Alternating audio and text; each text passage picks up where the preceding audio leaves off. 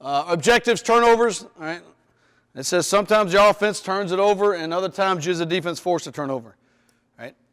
The NCAA or whoever counts all those quarterback taking the fumbled snap. That's not a forced turnover, but it counts.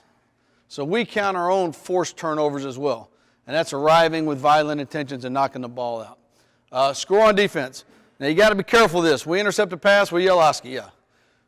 All right. We put such an emphasis on scoring on defense that guys were pitching the ball back in practice.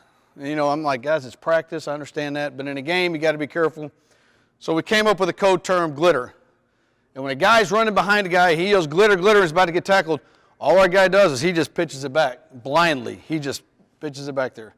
All right. So here's why you got to be careful.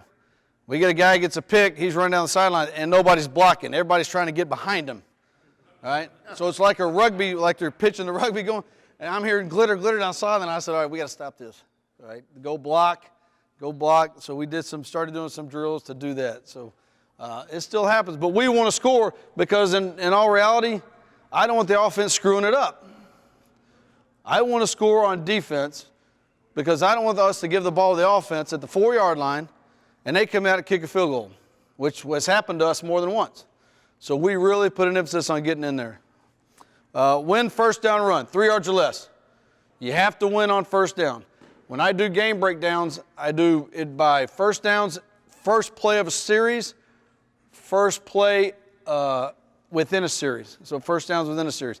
My next one is 2nd and 7 or 2nd and long after a run and 2nd and long after a pass. And the reason I do that is because the next one, get off the field on 3rd down. There are great tendencies that offensive guys have when it's 2nd and long. And a lot of times when they've run the ball on first down, they're going to try to throw a quick pass and get half of it back. If they've thrown it, they're scared to throw it again. That's an incompletion. They're going to try to run it and get 3 to 4 yards. But you can pick up great tendencies on that. And I've got that from Mike Hankwitz, who's now at Northwestern. Unbelievable how it breaks down instead of just doing it once, after a pass, after a run. And then get off the field on 3rd down. Every 3 and out is about 6 more plays for your offense because you got to assume they're going to make 1 first down. So every 3 and out you get is about 6 more plays for your offense. That's 6 plays of rest your defense gets. And think about this. In this day and age of the spread offense and all those quick passes, incompletions, we've come off the field and gone back on the field at times, and 22 seconds or less has gone off the clock because we try to throw the ball 3 straight times. And think about that if you're the defense holding the 3 and out and your offense gets to go back out there. Those are the things that help our offense guys out. Don't give up the big play, all right?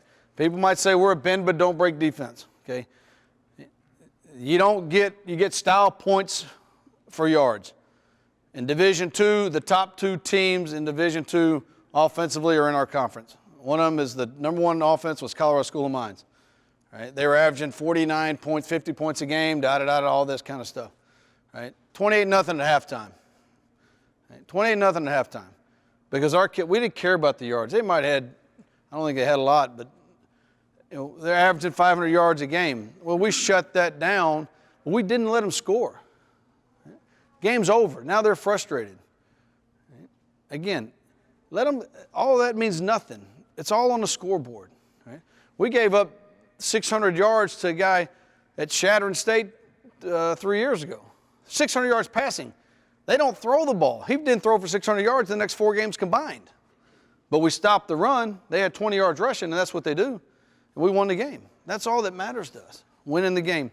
Eliminate foolish penalties. Again, to me, sometimes hitting the quarterback's not a foolish penalty. Right? Foolish penalties are offsides. The guy's 3 yards out of bounds and hitting them. A frustration type penalty. That's what I'm talking about. It's a foolish penalty.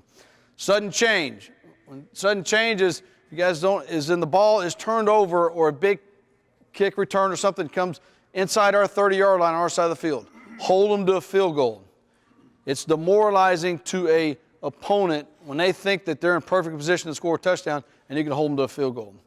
Right? The bottom line for us is stop the run and don't give up the big play.